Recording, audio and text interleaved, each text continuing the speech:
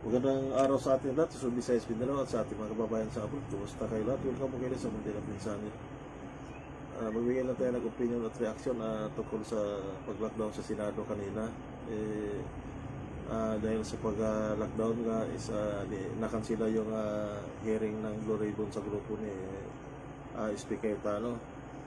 Dito naman siguro is maganda rin siguro yung napagpaliban muna para naman na yung mga bagong witness natin mapaghandaan yung maayos or ano yung mga attachment na kanilang mga statement sa ganung paraan naman na kung mapatunayan nila yung mga aligasyon nila dahil hirap din itong hindi kumpleto. So dito naman di natin sinasabing may katotohanan ng lahat kasi kung pagbasihan natin wala nang report sa intel ng AP at sa intel ng PNP, ganun pa man, lahat naman nirespeto natin kung anong mga kadahilanan, karapatan nila yon. Sa atin na naman dito, magkakaroon sana ng bago na mga schedule sa ganun pa lumabas yung katotohanan.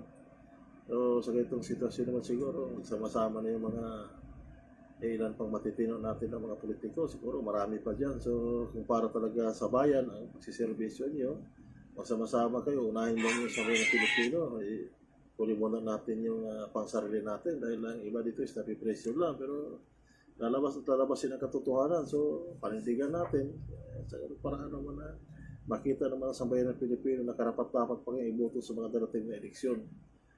Dito umasa naman sa bayan ng Pilipino na magkasundo-sundo na kayo mga taga-Senado kasi paano ito pag hearing na ni kung sa hearing ni sa impeachment hearing ni VP Sara, anong gagawin nyo dito? Dalawa rin yung patawag nyo.